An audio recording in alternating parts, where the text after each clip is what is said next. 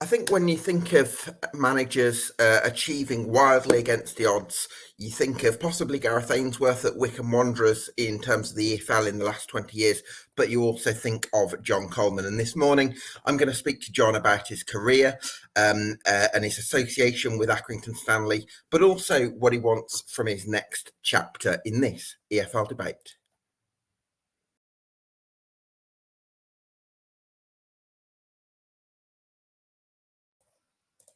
Yes, welcome along to the latest EFL debate. Thanks to our sponsors, BetVictor, for this podcast. Of course, 18 plus, and please gamble responsibly. Delighted to be joined by John Coleman this morning. John, thanks so much for your time. Really appreciate you joining me. How's the last few months been in terms of a manager out of work? Because it's not something you're particularly used to, is it? No, in 25 years, I think I've had 10 months out. No, it's been frustrating really, because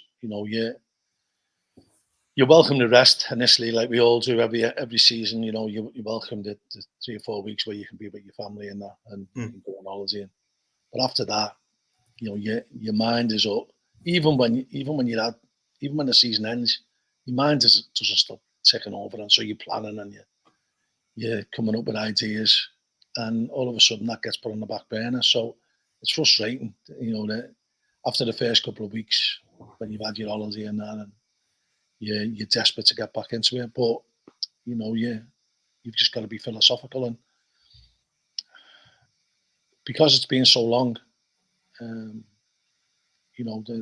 climate changes, but I'm still very abreast of what football's about, what League Two, League One conference is all about, and I still think I've got a lot to offer. Absolutely. I guess I speak to a lot of managers who have had time out of work, and they've actually said it's been the most valuable period because you can pick up ideas, you can go into different clubs or even different sports or different businesses and look at successful environments and just pick up new ideas, whether that's footballing wise and in terms of tactics or in terms of culture setting and things like that. Have you had an opportunity to do anything like that? Well, I'm one of these people. I've always tried to enhance my learning. So if, the minute you think you know everything, you're going to go backwards very quickly. So I've always, I qualified with my pro license, and then I did the diploma of football, which is an excellent course put on by the LMA. And then last year, I went on the postgraduate on strategic leadership. So that's kept me busy, for the first initial few months when I was out of work, and that gave me something to focus on. And then, I have been to watch a few games, the back end of last season and some pre-season games as well. And I fully intend to, get out to games every week. And I never want to be one of these persons who's like a ghoul in the stands, sitting there waiting for something bad to happen to a manager. That's not my style. I never will be. But I'll take in random games that are around the northwest area or even a little bit further afield, just to keep my knowledge up, really, of what the climate is about the football. Because things change quite quickly in League Two, League One. Different players come in and out of clubs, and if you don't keep abreast of it, you can quickly lose a handle on it. So I'm determined not to do that. I'm determined to be ready for my next challenge, and when my next challenge comes, I'll be there to deliver. Yeah. Talk to me, John, about growing up in Kirkby, an industrial town in Knowlesy, Merseyside, and sort of basically how that sort of shaped you as a person and as a manager. It gave me a great grounding into football. There's been quite a lot of successful footballers. I mean, it's a small town, and yet we've had 2 European Cup winning captains in Phil Thompson and Dave Mortimer. So, Dave or Dennis Mortimer, sorry. And so, and then if you go into Knowsley, you've got Stephen Gerrard, so that's 3. And for such a small town, they have produced some really good footballers. When I was a kid, I grew up, I sat next to Tommy Caton for 5 years, who was a really good friend of mine and tragically passed away 30 odd years ago now. And I seen how we dealt with the pressures of going into a top flight team early on, and how well he did. And it always gave me a drive. I always wanted to be a professional footballer, so we always had the drive to still be it. I used to laugh when I was about 24. I used to have a shave before every match to make people think that I was younger. Because I never give up on my dream of getting picked up, even when I got to about the age of 27, 28. And it was a bit of a closed shop then, and you couldn't score the goals I scored in non-league football without making a move into the league. But that's then. This is now. And the one thing that gives me solace out of that is that maybe if I had been a professional footballer, I mightn't have been a manager. I mightn't have had the drive to take me where I am today or where I got to this part of my career. And so it swings and roundabouts really when you look back. But certainly Kirby grounds you. So there's nowhere in Grace. No one gets too big for their own boots. You very quickly get pulled down. And it was really remarkable that the year we won League Two, I only had 5 staff. So I had myself, I had Jimmy Bell, I had John Doolan, I had a physio, kitman, the goalkeeping coach, so 6. And out of the 6, 4 of us were from Kirby, which is, I don't think that'll happen again, really. So myself, Jimmy Bell, John Doolan, and Paul Caton, the physio, we're all from Kirby. And so I can't see that ever happening again. No, it's unusual. You mentioned your time as a prolific goal scorer in non-league, John, and do you think that because at the time scouting departments weren't as advanced, so these sorts of players kind of flew under the radar a bit more, whereas nowadays clubs will be very alert to a goal scorer that's scoring lots of goals in lower leagues? Yeah, very much so. And it was a little bit of a closed shop, though. It was like a little bit of a snobbery. Right. The Football League looked down on non-league. Now they embrace it. The conference is very much seen as the fifth league, isn't it?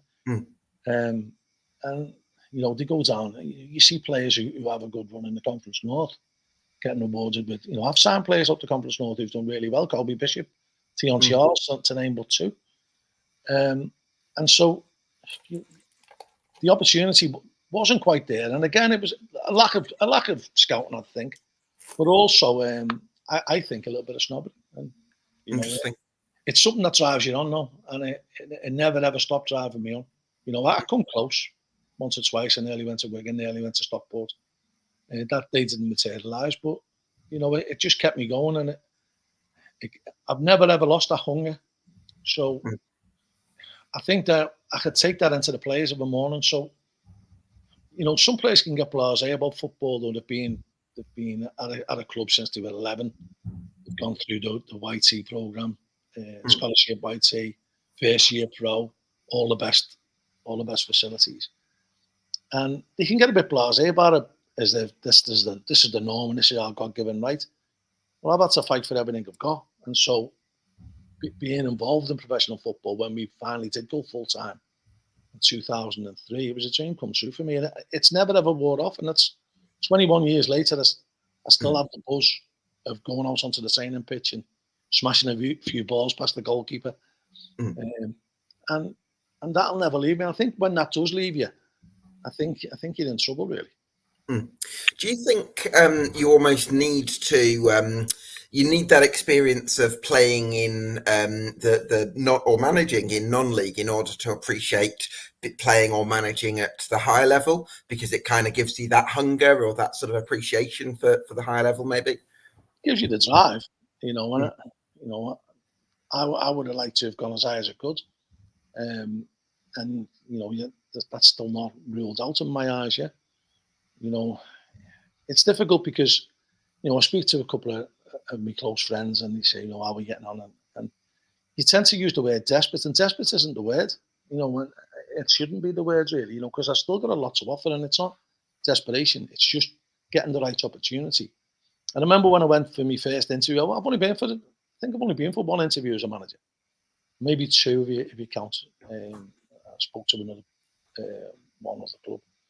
But when I remember being at Ashton United when my first manager's job, and I said to the board who was interviewing me, he said, "Well, why should you give you the job?" And I said, "I've just walked past a lot of people who've been in this job and done it before. I haven't, but I'm going one way. I'm going to go up, and you can either come with me, or I'll go and do it with somebody else." And I've still got very much that mentality now. if I take a club or a club passes on me, that's fine. Because they can pass on you for a number of different reasons. But I think they're missing out because I very firmly believe that the next club I get is going to go upwards. And I'm very, very confident in my own ability, and I'm confident in the knowledge I've got, and the fact that I keep continuing to learn. I think that puts me in good stead. Do you think there's a kind of a with or without you energy that can appeal to, when you said to the Ashton United board in 1997, I think it was, I'm going up one way and you can come with me or not? Do you think that was quite an attractive thing for a board at that time? I think it was. And unfortunately, we had, I mean, from where we were in the league, we ended up finishing third 2 years on the spin. And we won a couple of cups, which was really good for where they were. And then the irony was that I got dismissed and I went to Accrington Stanley and I took 10 of the 11 starting players from the season before, and we won the league with Accrington. So, that was quite ironic. And you've got to believe in yourself, and you've got to give people. Everyone wants what they want, don't they? So you want to try and give people what you want, but sometimes you've got to realise that what you can offer is a way of taking a club forward. And I've done it before in the conference and the Football League, and hopefully I'll do it again. What's your way of taking a club forward then? I think you've got to get the players to buy into to your philosophy, to your work ethic. So the one thing that I quickly dismiss with playing is people who don't want to try. So if you don't want to try, that's a personal choice. And there's nothing more frustrating in football, in my opinion, than someone who's got a lot of ability and doesn't use it, or doesn't use it to the best of their capabilities because they don't want to push themselves. And so I've managed to find a way of encouraging people to push themselves to the limit, and that's why we've had so much success with so much limited resources. Do you think that different players need to be motivated in different ways then? Of course, and possibly my teaching background. I went into teaching late in life, so I'm not going to say that I'm this know-it-all teacher because, I only taught for 1 year, but I did do a teaching degree for 3 years. And, that was when I was 39, 40. But I think the thing that sets you in good stead for that is that you understand different learning processes, so different needs for different people, and some might need to be shown, some might need to be told, some might need it demonstrated. So there's various different ways of learning, and then there's the motivation side of it as well. Some need an arm around them, some need a kick up the backside, some need to be totally engaged with you all the while, some need leaving alone, and you quickly get to know people. And I think a lot of the older managers like Neil Warnock and that have come out and said that a lot of success in management is down to man management. And sometimes that can get overridden, people's perception of you. So people can dismiss then that you don't really plan for games. Well, the planning that we've done for games, I've managed over 1,200 games, has been meticulous. Myself and Jimmy Bell and latterly John Doolin.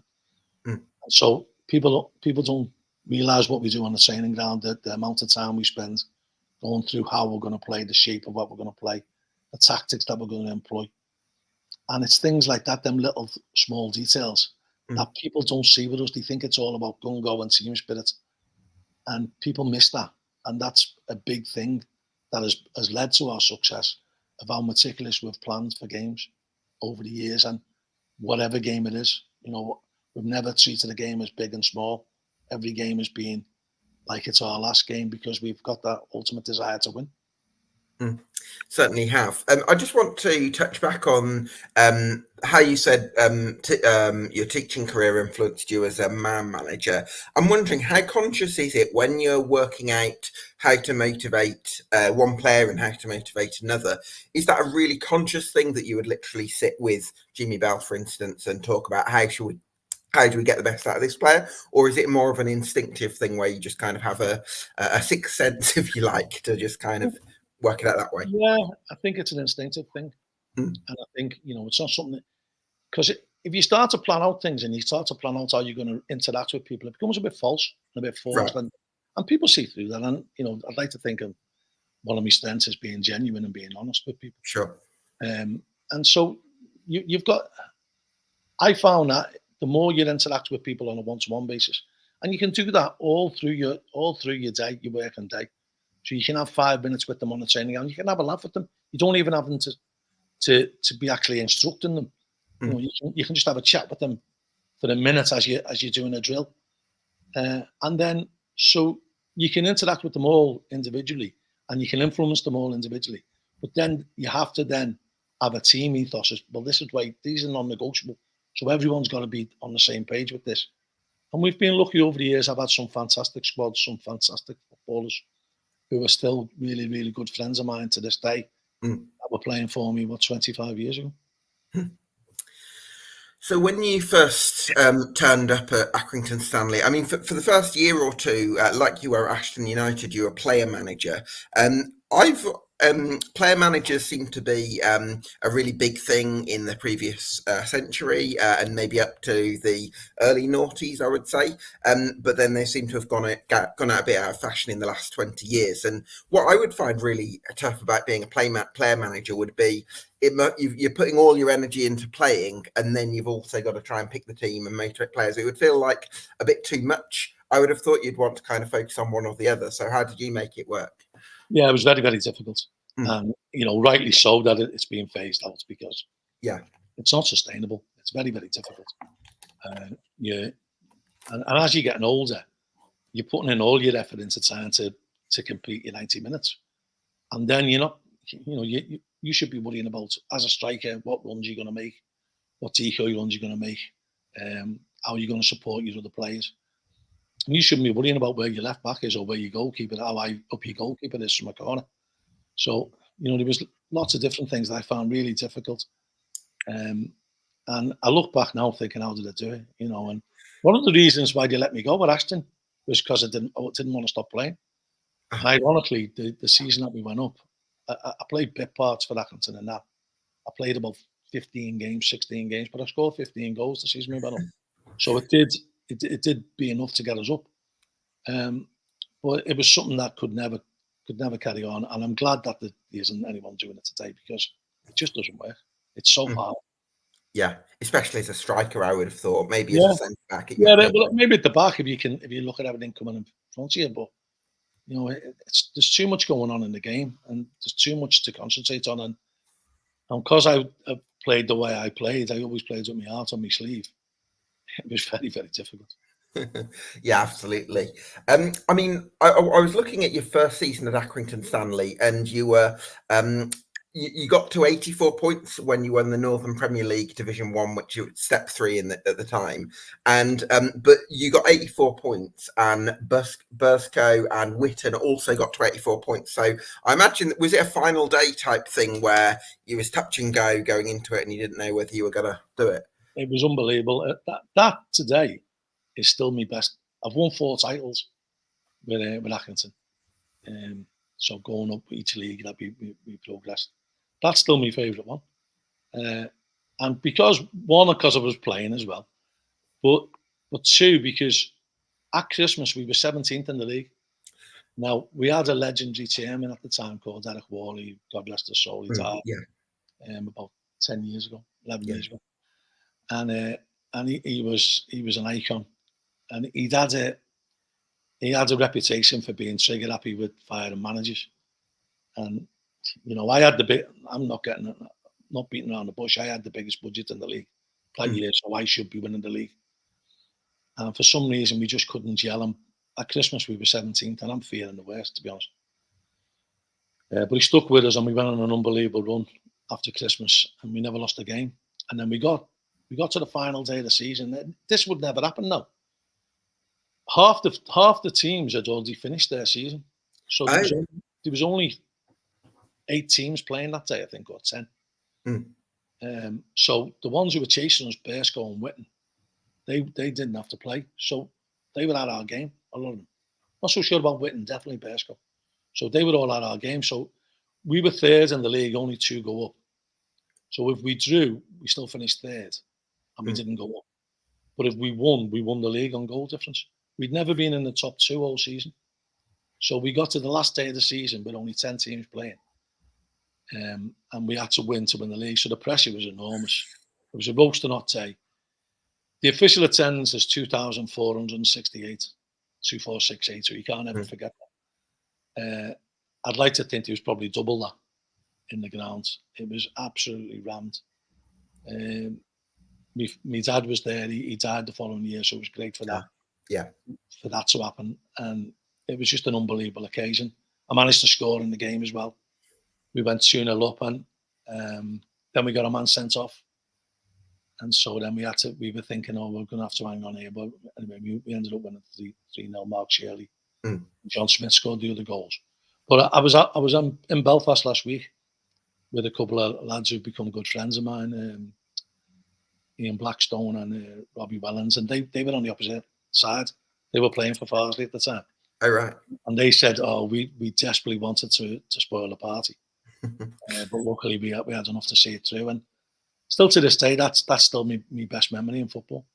I'm sure one Accrington Stanley fan told me that you actually lost to Lincoln United 1-0 quite early on that season, and you said, "Oh, was it first game?" Yeah, and you said we could have won 10-1, and then you ended up beating them 10-1 later in the campaign, which it was crazy, yeah. So yeah. we kicked in the first game of the season, my first game, and now we never won. I don't know. And then I said we could and should have won that 10-1. And then we just had one of them games at home. I remember I played in that game and I took myself off it for about 20 minutes. We were 3-0 up. And I thought, this is going to be a cakewalk. And I think we had a lad called Gary Williams, he got 5. And that was an unbelievable occurrence that you don't really see that very often now, do you? And it was really enjoyable to be a part of that. And the fact that I could take myself off after 20 minutes and enjoy watching it was even better. Yeah, brilliant. So, I mean, I think it felt like you were kind of gradually building in the Northern Premier League because you finished 9th and then 6th in your first seasons. Northern Premier League effectively being the National League North as it would be now. Couple of seasons and then won the title, which there were no playoffs that year. So I thought that was interesting. So you had to win the league, but I think you did quite comfortably. But did you feel like you'd been sort of building towards that title win in the Northern Premier League? You'd like to think we were, but don't forget we had the biggest budget in the Unibond First, which is is below now nowadays the Conference North. It's the one below Conference North. It's the Northern Premier League now. Yeah. We had the biggest budget in that league, so we should have won it. When we went into the one above, we did. We were pretty much mid to bottom of the budgets there, and there was big clubs like Altrincham, and Southport in them leagues, and I don't know, since Southport had gone into the conference there. So yeah, but there was big clubs like Altrincham in that league, and it was a tough slog. But one of the things that stands in my mind about winning that league was our local pub in Kirby, the Carter's Arms. We were in that one night, me and Jimmy Bell, and Mike Marsh was in there, who's had an unbelievable career at Liverpool, and he'd gone to Boston. So we were saying to him, "Come on, Mick, it's about time you signed for us, isn't it?" So he's had a few pints, so I said, "Come on, we'll do the deal now. I'll give you X amount and this, that, and the other." So he signed a beer mat, and he went, "I'll sign for you." I went, "You say that?" He went, "No."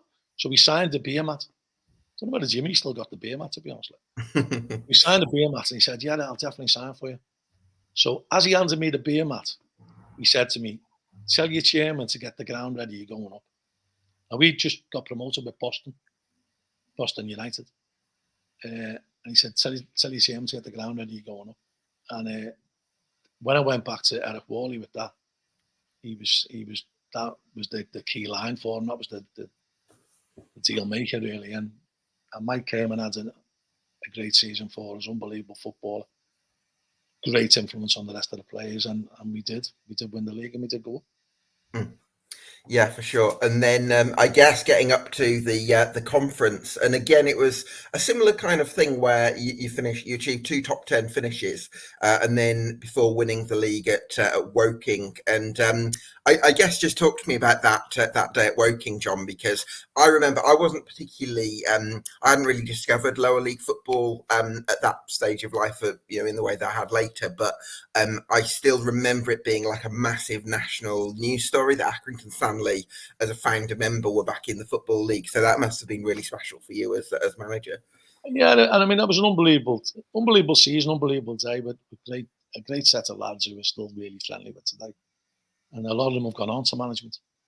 And I remember the week that we knew we'd gone up, myself and the chairman went to watch the end of the conference. We watched a couple of games in the conference, and he was petrified. He was saying we won't be able to compete with this. And anyway, we did compete, but from going from having the top budgets in the Unibond first to a mid to bottom budget in the Northern Prem Yeah, properly, the Unibond Premier, we had the rock bottom lowest budget in the conference.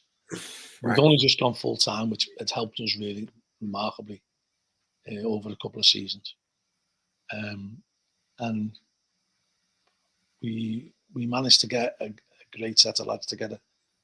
Paul Cook was with us at the time. He helped us make the transition from part time to full time. Another Kirkby lad. Yeah. So yeah, another Kirby lad, and so he he was player coach then. Played a little bit, didn't play a great deal, but he was a big influence on the team.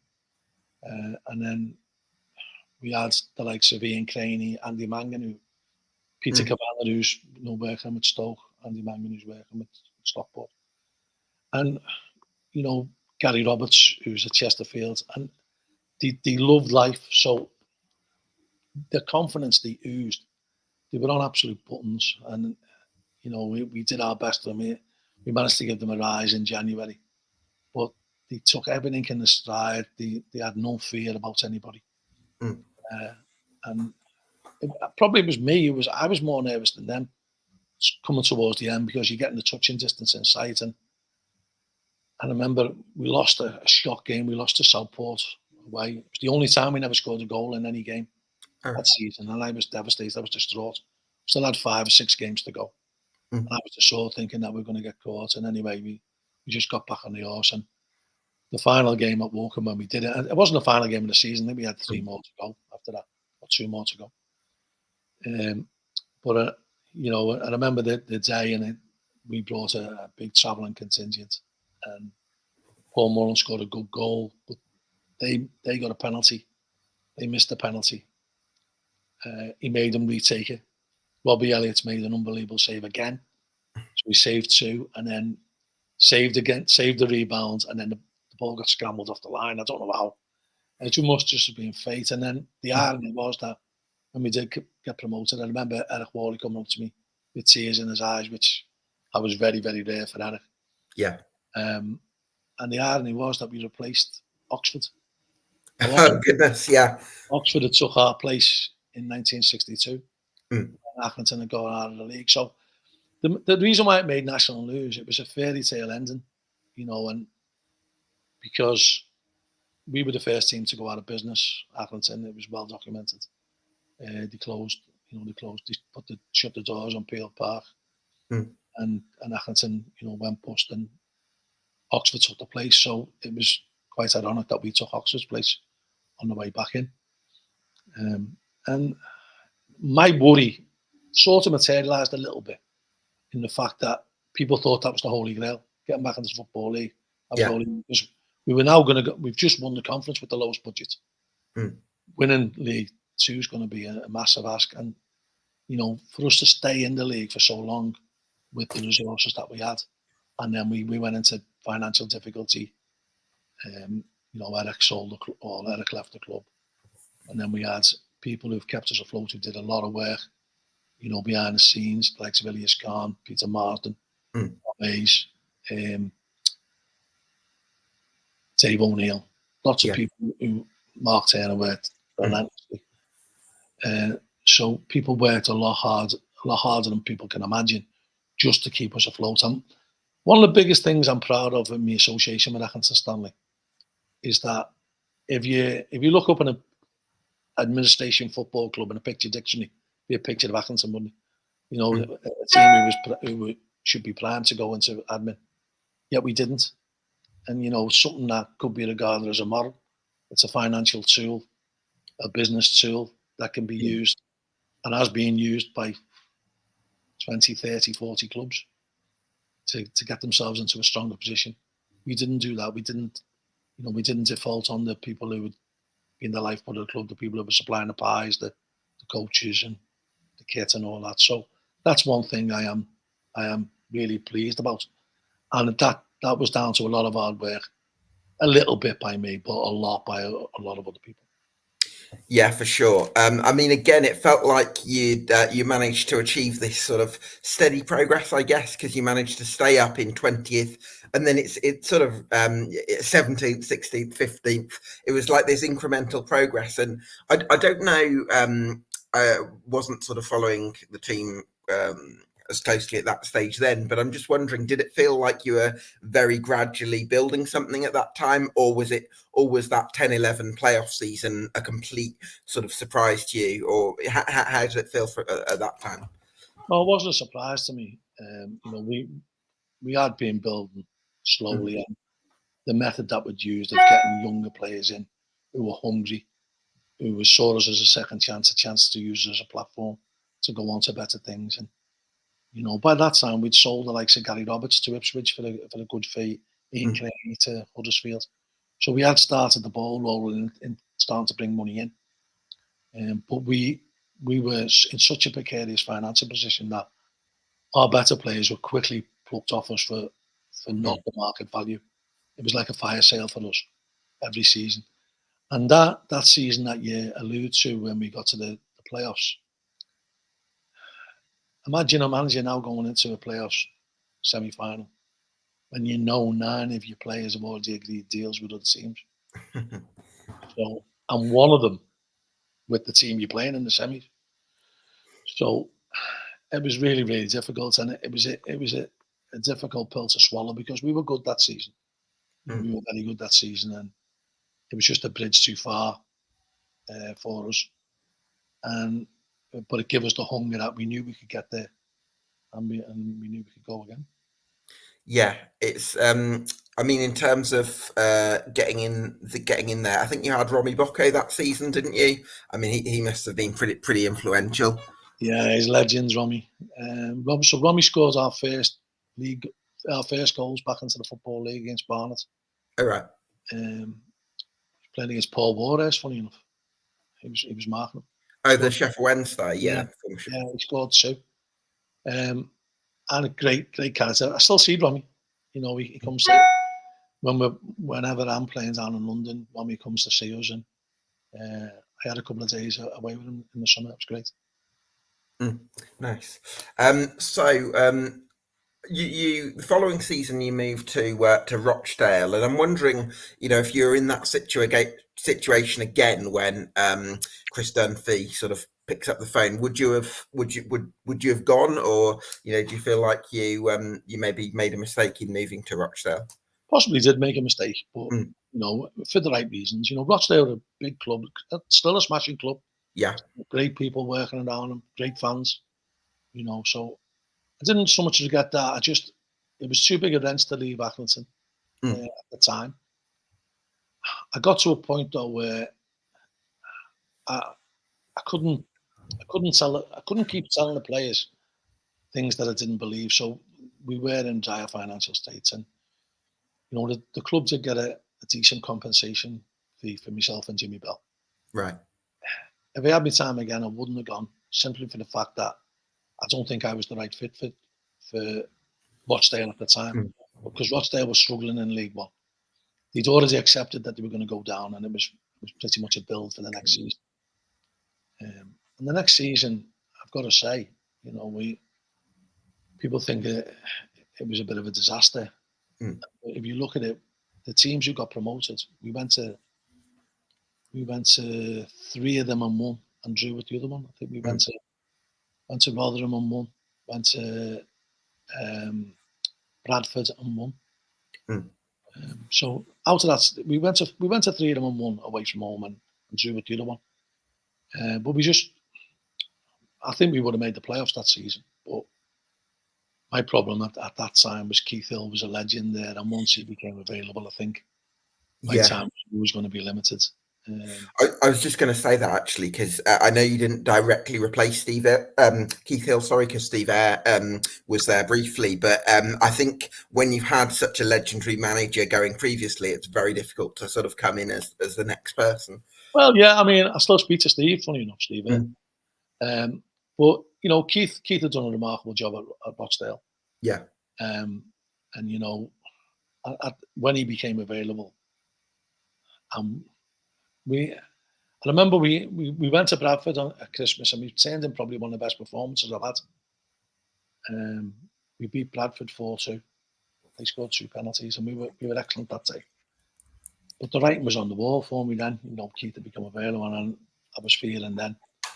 And then, you know, what happens. And the one thing about me is I'm always quite philosophical. You know, if people want what they want and they're paying money to facilitate that, then you should respect their wishes. And so, you know, I didn't come out bawling and shouting and left Rochdale. I wish them all the best when I left.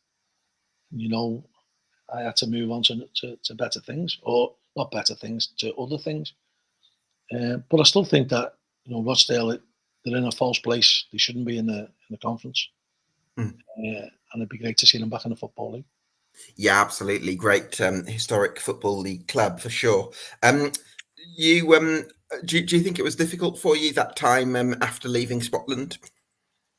To be honest, I was out of work for 8 or 9 months, and I didn't deal with it quite well. But that step put me in really good stead for the future. You know, I went through a bit of depression, which has helped me deal with lots of players who I've had to handle with depression. And I managed to come through it with the help from quite a few people. And one of the big things, I read a really good book called Stop Thinking, Start Living. Yeah. Fresh outlook on life, and it reinvigorated me.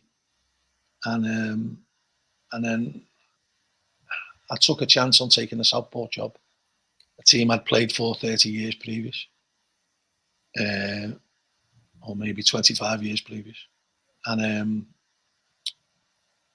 they were bottom of the league, and they had 10 loan players, and you could only play 5, and it was difficult.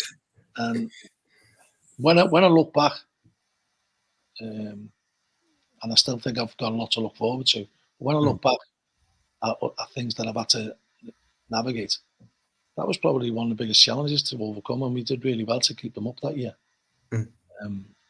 And then, you know, obviously the chairman wanted to go separate ways with me. That's fine. You know, he was paying the money at the time. I'd played for the chairman, and we used to have some laughs on the coach when I was a player as well as a manager.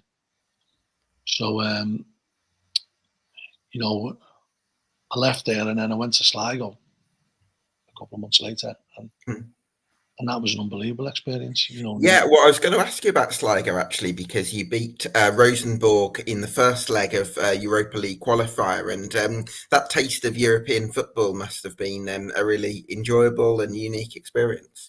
Yeah, it was a fantastic experience, and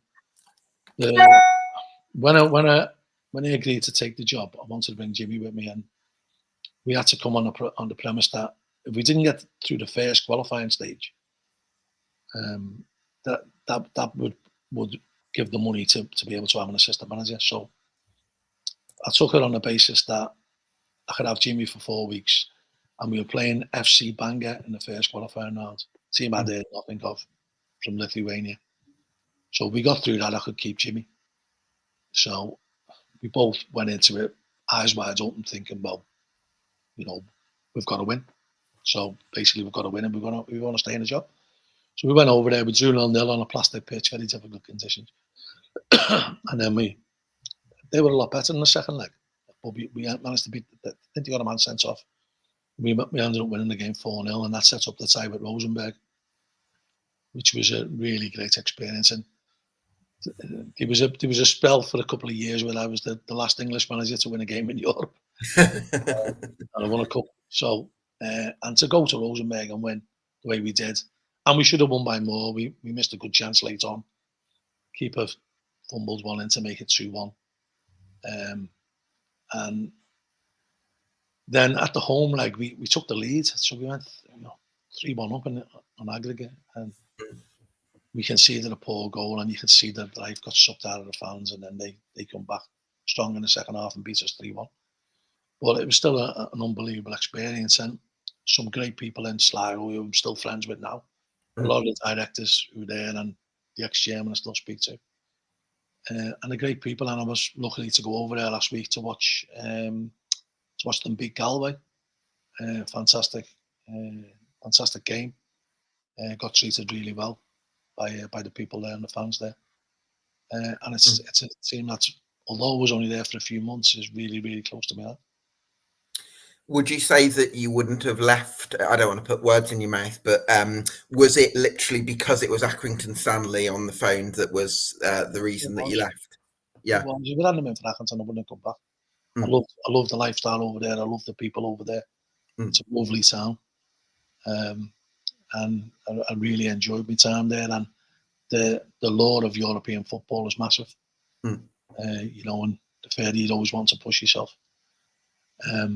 And I was there really on the basis of trying to get a team for the following season. That was my remit.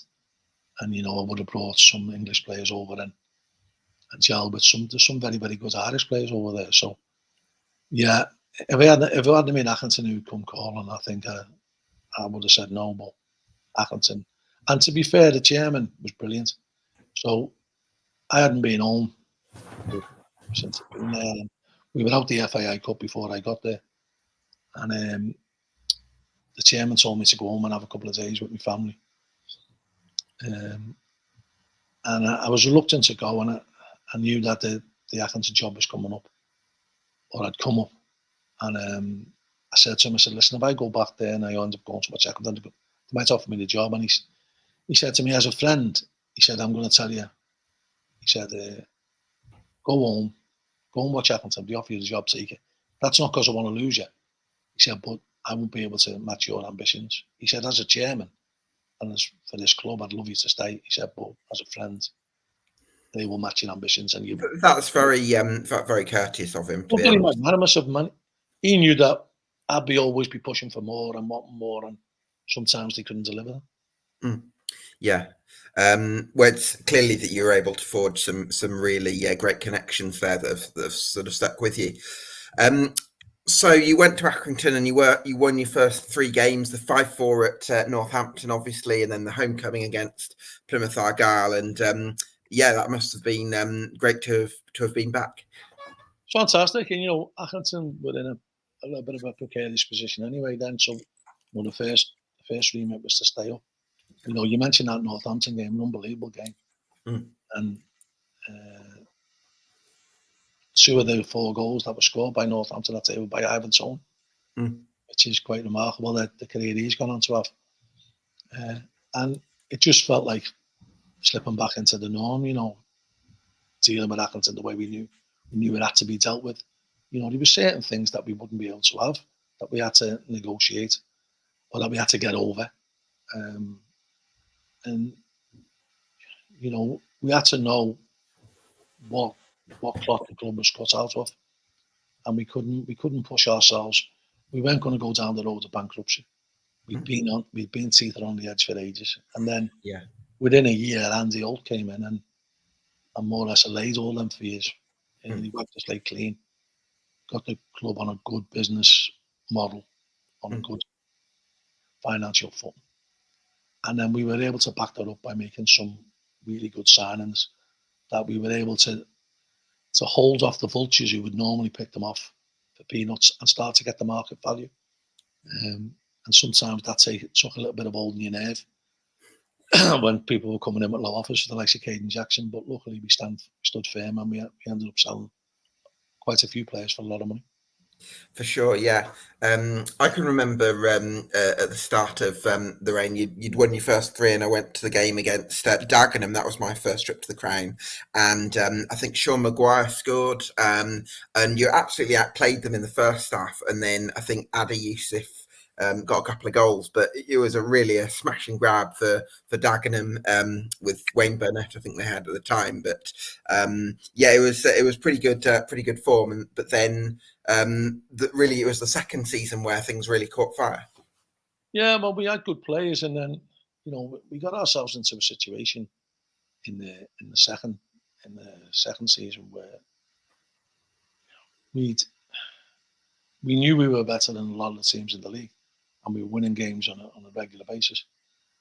And then you sort of become a scalp.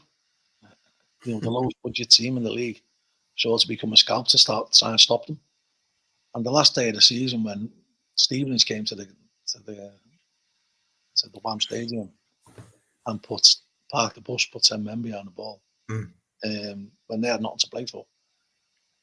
And it was heartbreaking because my niece worked for one of the sponsors of the EFL, and she had all the flags and the banners and the champagne. Oh, I remember those. Yeah, I was at that game as well. That was amazing in the Clayton end. It was just looking. So she'd come with all the paraphernalia for us going up, and then when we drew, and then Bristol Rovers scored 3 minutes into injury time, it was like getting punched in the face. Yeah, I think I remember that feeling. I don't know if I remember. I didn't see Bristol Rovers had scored, but I do remember the silence from inside the ground, where it was like it just gone dead. I just heard it from Jimmy behind me on the bench.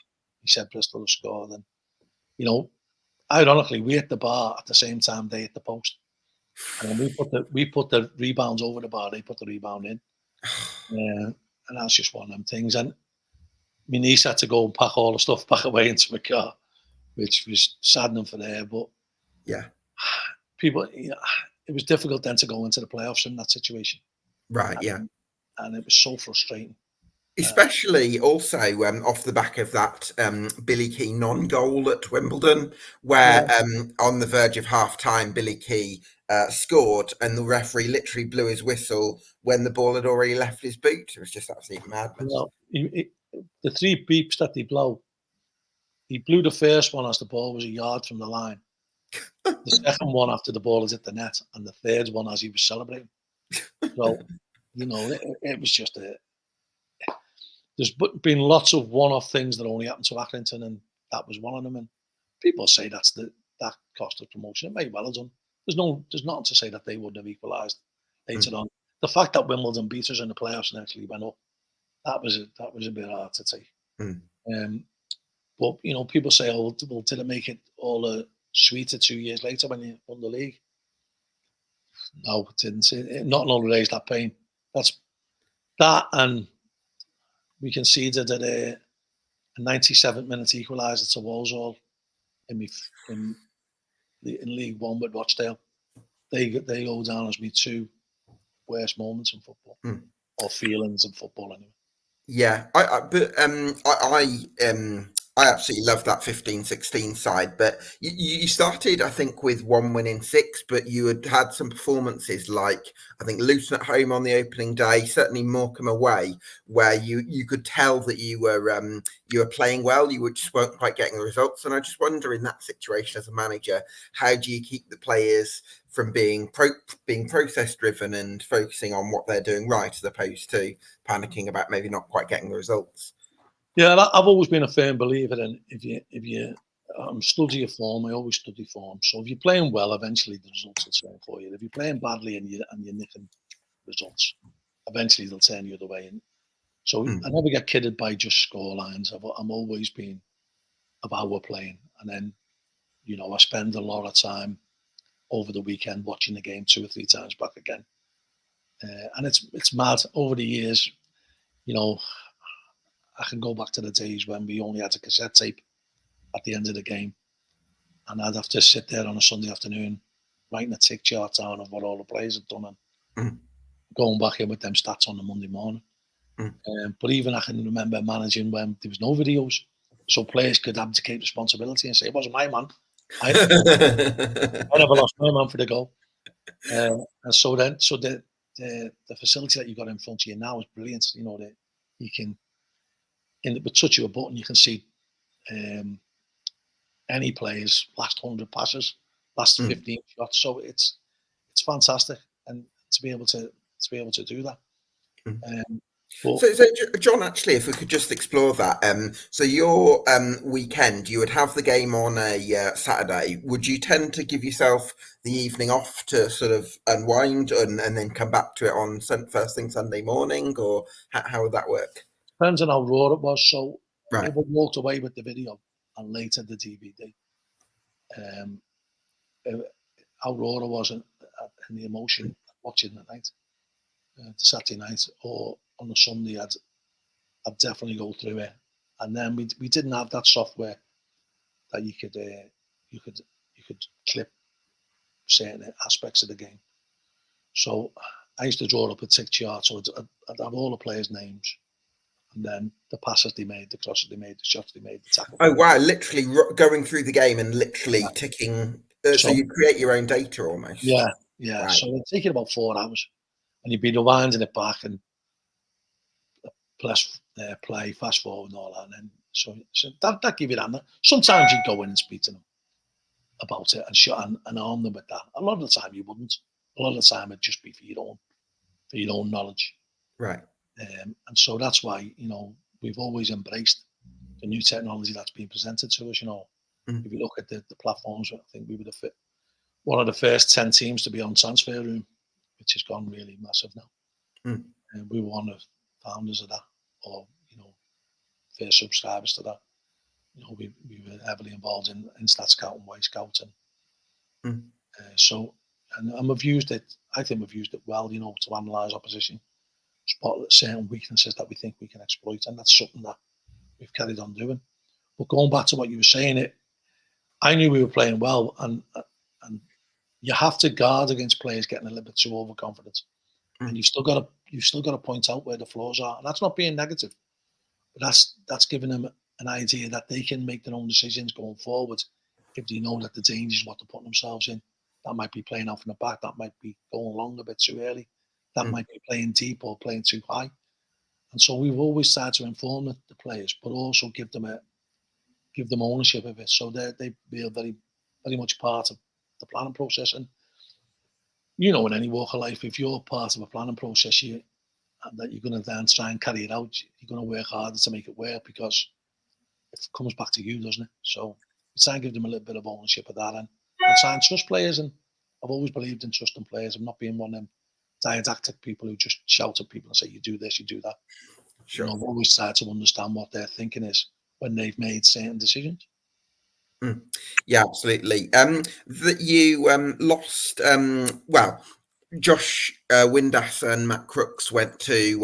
Well, they had their moves confirmed to Rangers. I think it was in January, but they actually moved in the summer that season. And I'm just wondering, was it difficult sometimes to manage players who had already made their minds up on their futures?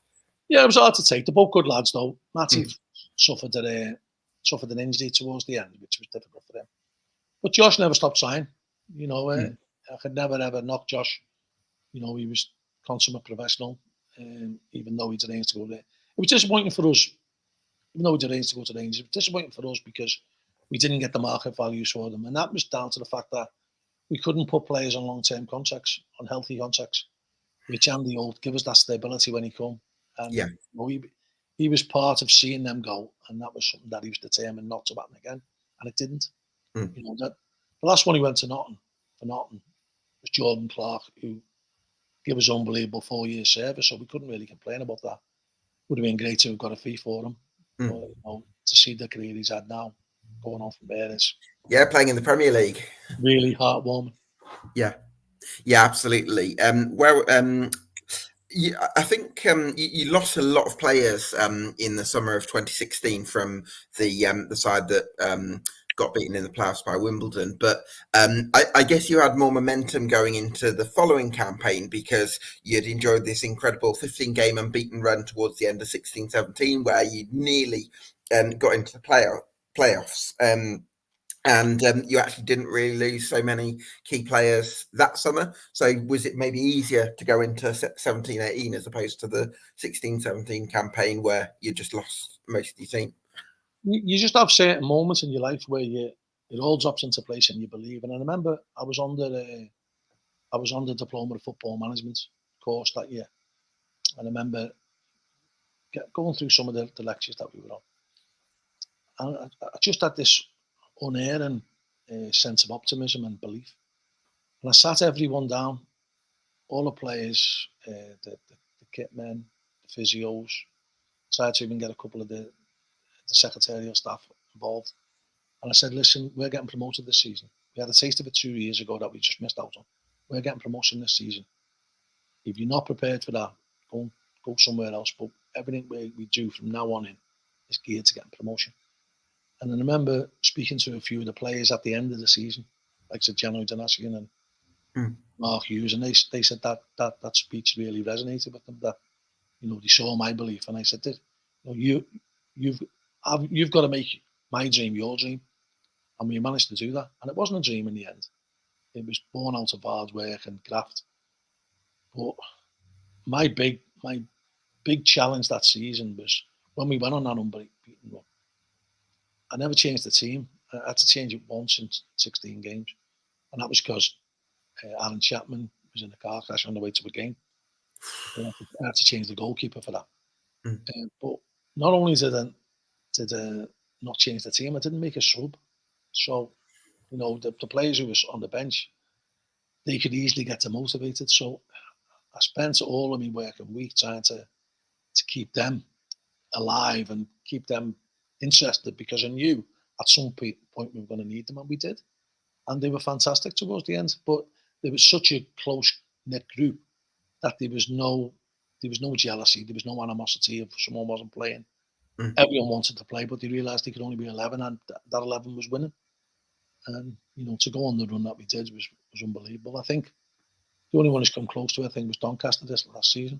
They went on a similar run. Yeah, 10 wins. Yeah, I think you got 17 and 20, which is just remarkable, really. It was just was it a case of did you feel like you'd been building up to it with the performances, or in terms of what had been there before? Yeah, I knew we had a really good team and a really good blend.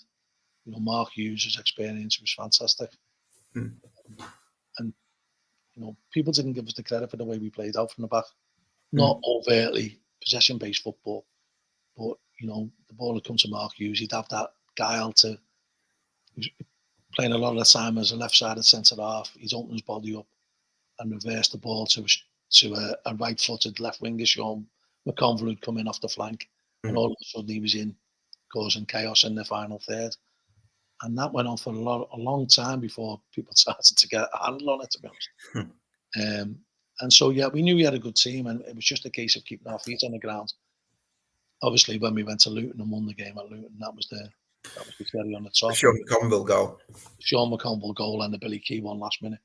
Two unbelievable goals. And I think then we thought, well, this is ours now to lose. And thankfully, we kept our head. Yeah, he certainly did.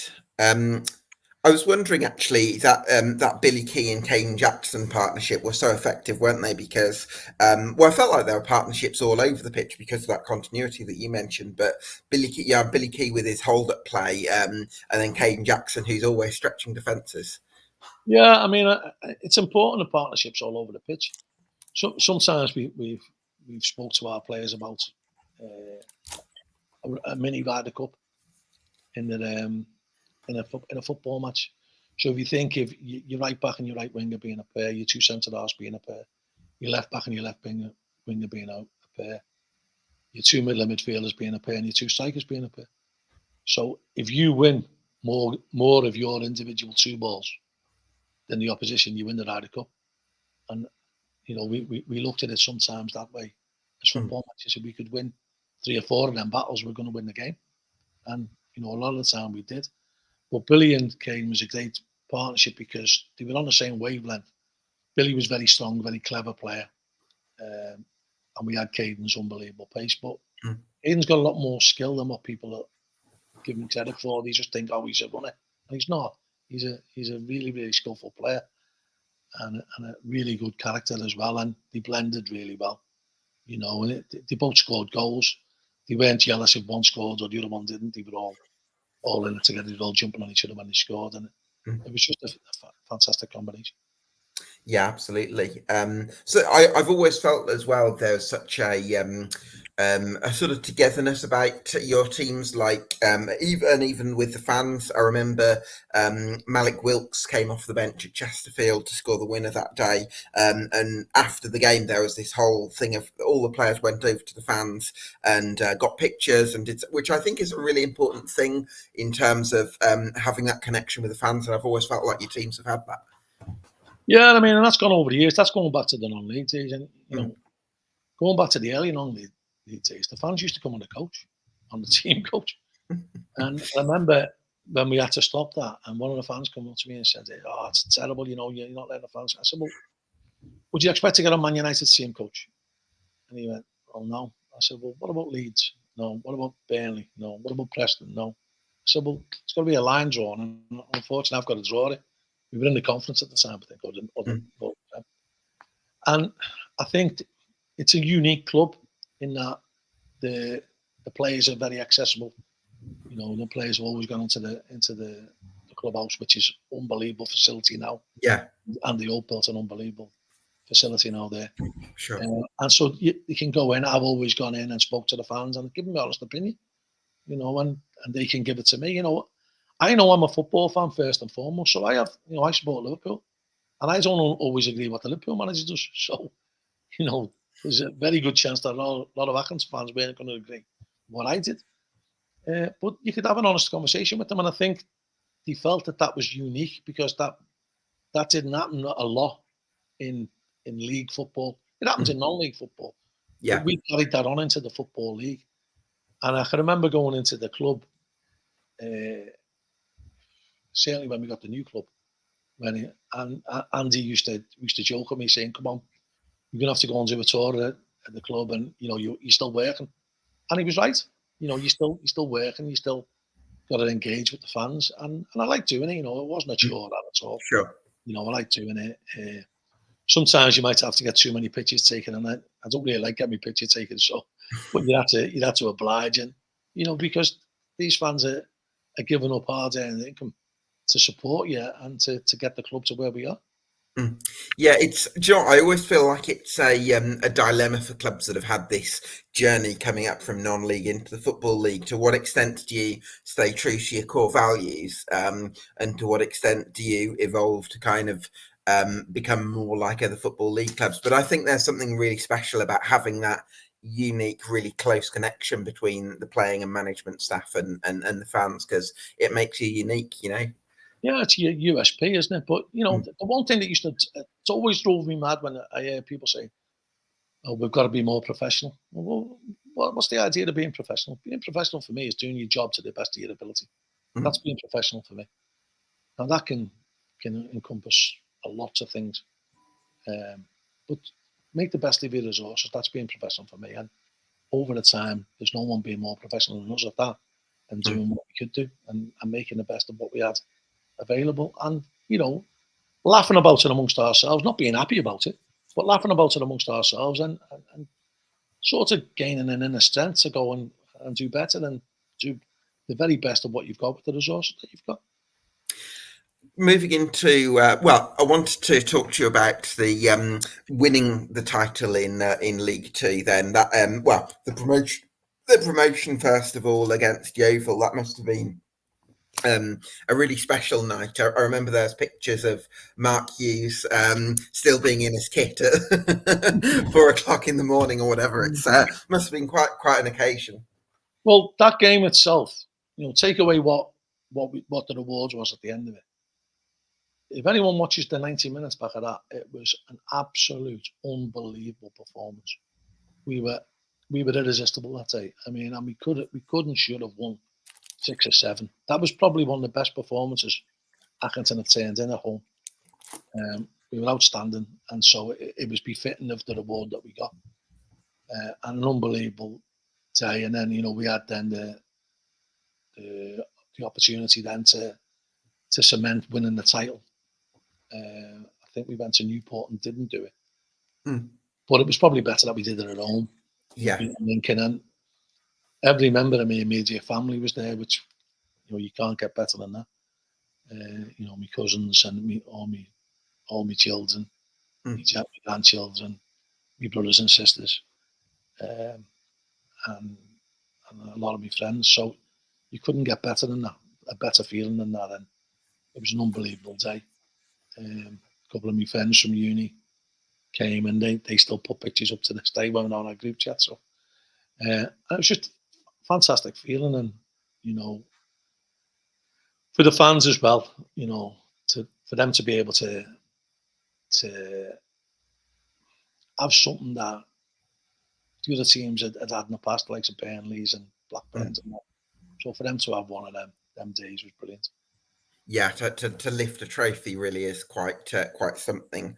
I think that day, it amuses me slightly that you were kind of you lost 3-0 after winning the title against Lincoln. You lost 3-0 at Swindon on the final day, and you were really grumpy, even though a lot of the fans, or pretty much everyone else, was like, we're just enjoying the occasion. The result didn't matter. But I kind of love that in a way, that you still had those sorts of standards of perfectionism and professionalism, I guess. Oh yeah, without a doubt. And I think we played away after that. We played away and we won 4-0. No. So the Wickham game was actually after you'd secured promotion. Yeah. So Swindon was the final day. Yeah, Swindon was the final day. So we won 4-0 against Wickham, and people were thinking that we'd ease off. We wanted to win the league, so we weren't going to ease off. And so when the league was won, you could be forgiven for that. I can't. It's not in my makeup.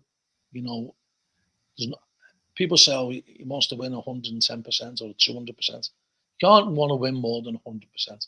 And I can't switch myself off. So I wanted to win the game. And when we didn't win the game and I seen flaws in us, I wanted to point it out. And the players had to be told.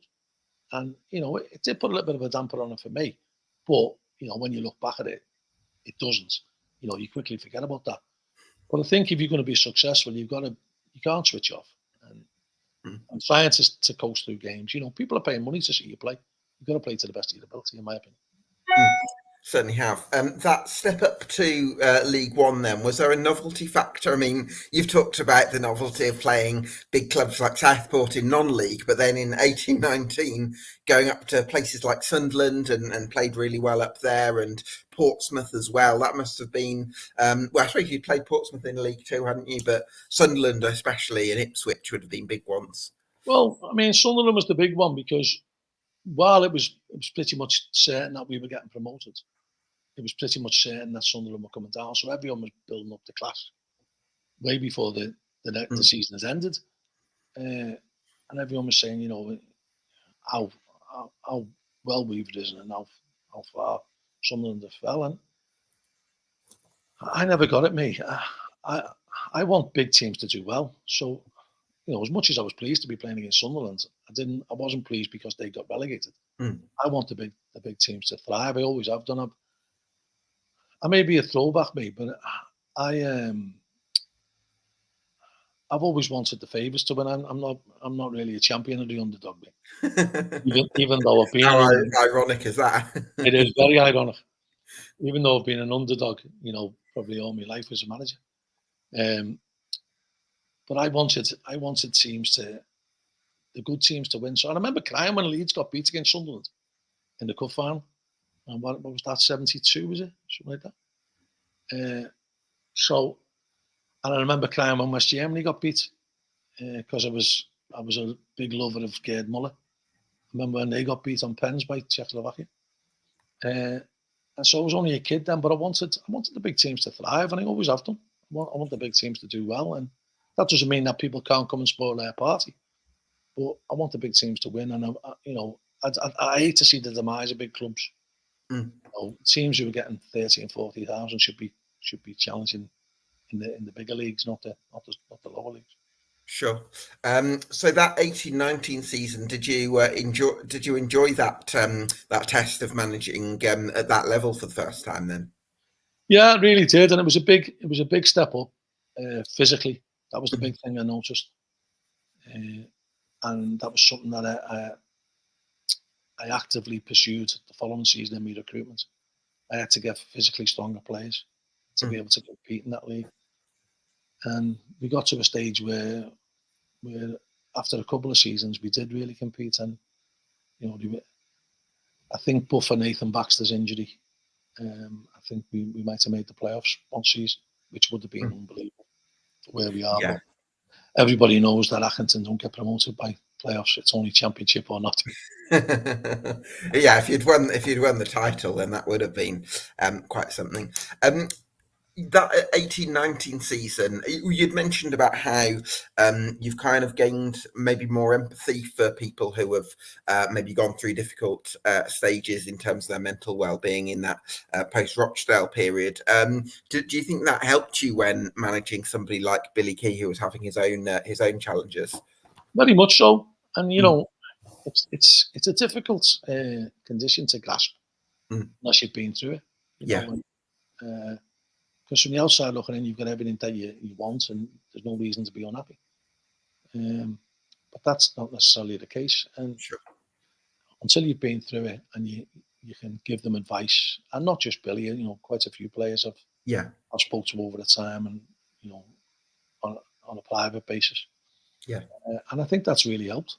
The fact that you can understand what's going on, and the dynamics of it. Sometimes, you've got to sort of put a lid on your own team as well. Not turning the other way against the player, and understand that people go through different phases of their life. They go through different challenges and problems. And some go through addictions, some go through mental health problems, some go through bad injuries. And I think it's important to be a good soundboard for them, and to know that you're empathetic towards their needs. And I think that's the big thing that I've built my managerial career on, is empathy. I've always tried to put myself into other people's shoes. I've always, when we first started managing Ashton United, I said to Jimmy, I want to treat players the way I wanted to be treated. And I've stuck that to this day. I've never wavered from that, even though some players haven't been as receptive to that. Some players have pushed us to the limit, or pushed me to the limit. And, I've always found a way not to try and treat them wrong, try and treat them fairly. And I think that's stood me in good stead. That's why I've had so many players who've gone through a brick wall for me. And that's why I've got so many players who are still good friends of mine today. Do you think players perform better then when they're made to feel valued as people and not just as footballers or as commodities? I think it is. I think people, when they're happy, perform better. That's my opinion. And I know people can say, well, there's sometimes the fear factor, and yeah, you have to have the fear factor. You have to be able to spot danger. But if you're comfortable in what you're doing and you believe in what you're doing, you've got a good chance of making it work. In order to eliminate problems, you've still got to be able to smell danger. You've still got to play with a bit of fear, and use that fear in a positive sense, not a negative sense. And then again, it comes down to knowing what people's makeup is, and people are different. But in the main, I think it's the age-old thing: if you catch more flies with sugar than you catch with. So. Yeah, absolutely. So you finished 15th in your first season or 14th in the first season in League One, and then worked towards a couple of top half finishes, which is an extraordinary achievement, I think, for Accrington Stanley. I guess I'm curious as to why you feel things maybe dropped off a little bit in that final League One season. Difficult. It was a difficult season, the final one. Yeah. Pretty much for the fact that the amount of injuries we had, which was unprecedented. There's a theory that we got our pitch relayed, and it is unbelievable. It's a fantastic pitch, and there's no one a bigger advocate of having playing on a good pitch than me. But for the two seasons that we had, the first 2 seasons that we had it, we had an horrendous run of injuries. I don't know whether that was related to the muscle injuries that we had, but we certainly were off the scale. And at one point in that season, we had 13 players out and 6 ill. So we had 19 players out, and we were due to play Bromley. It was Bromley in the FA Cup, and the winner was playing Leeds. And it was the replay, and it was frozen off the pitch. The pitch was frozen, and luckily we didn't play that day, because we'd have had to play pretty much the U team.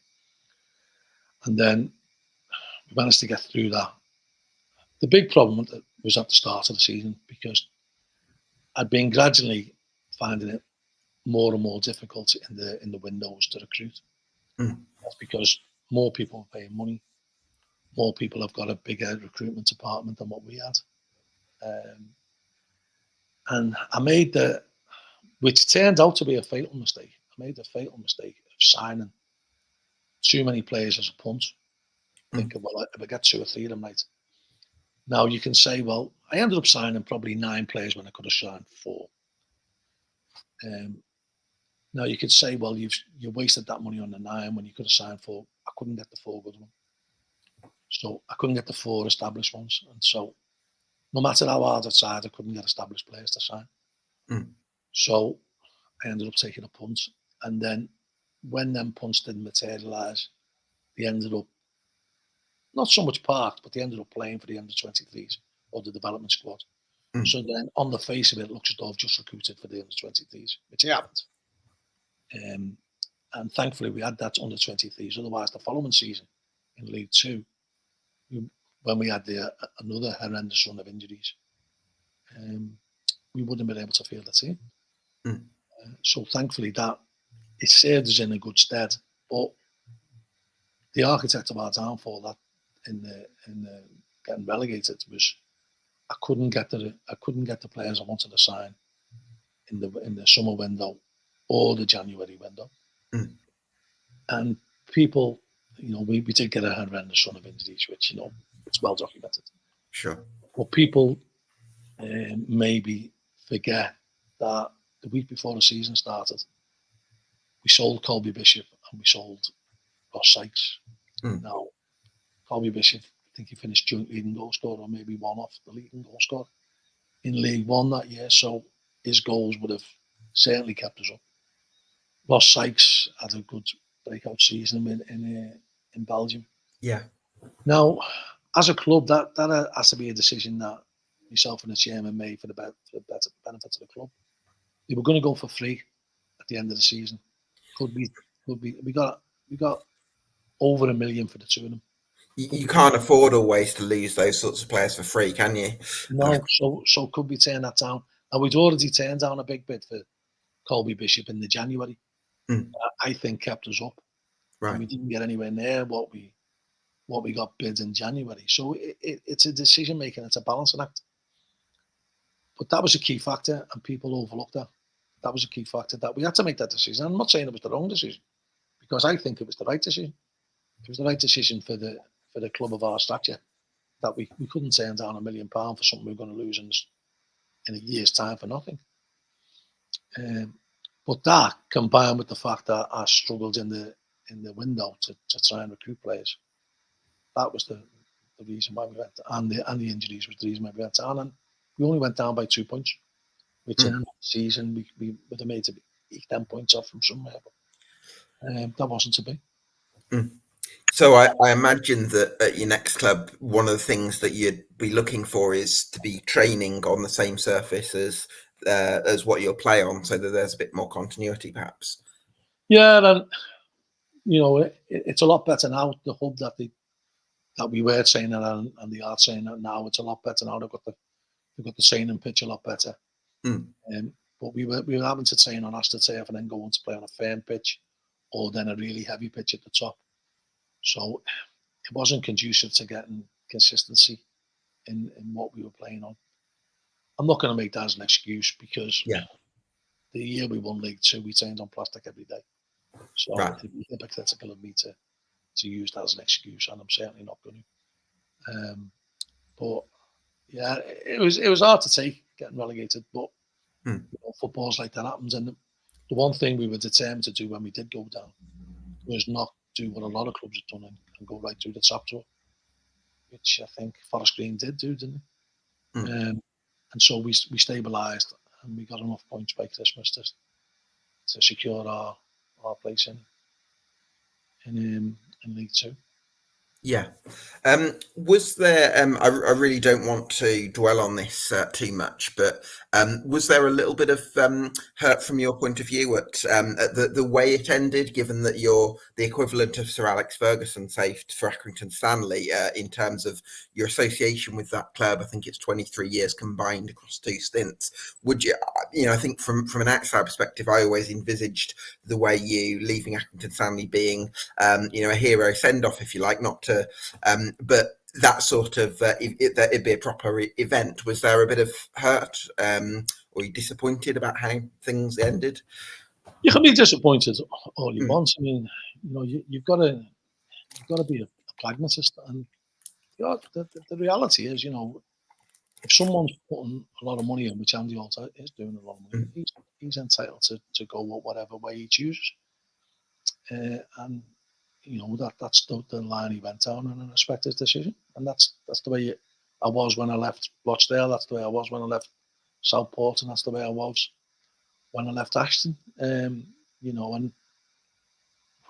when I got the sack at Ashton, I found out about it by reading the Sunday Pink when I came home from Magaluf. So, I'm very much a realist, mate. And if people who are paid the money, they have the right to choose what direction they go in, and then that's fair enough. I had at least 6 unbelievable years with Andy Holt being my chairman. So the last thing I'm going to do is knock him. It was fantastic. It was a fantastic journey. What was Andy Holt like in that good 6 years that you really loved working with him? Just like a pal, really, and we got on really well. And the thing is that I think towards the end of my tenure, he wasn't enjoying it. Now, if you're putting a lot of money into a football club, you've got to enjoy it. And if you don't enjoy it, you maybe either get out or you change some aspects that you don't enjoy. And unfortunately for me, I was probably one of the aspects that he didn't enjoy. But as I said, I've got, anyone who's paying money, hard-earned money, and keeping a club afloat, which, without him, that the club would struggle. It's still not self-sufficient. So without Andy Holt, the club would struggle. And that's the last thing we want to see, is the club struggling. So he has the right to choose what path he goes down, and he's chosen, and I've got to respect it. Absolutely. Well, I think you've handled this with a lot of class, John, and I think lots of people will admire how you've handled everything in a difficult situation. Throwing it forward, then, what are you? I imagine you're really excited by what you've what the next 10, 15 years has in store for you as a manager. What are you looking for in your next job, do you think? I just want an opportunity to get my teeth into something that I know can be a project, and that I know I can take forward. Now, you're not going to take a job where everything's rosy. That's the nature of football. You get a job when things aren't going right, and you're going to be the one who makes it go right. And I think I'm qualified to do that. And I'd love to work with a project where you could get a club going, and there's more promotions in them. So when I first took over at Accrington, I knew there was more promotions in us than one.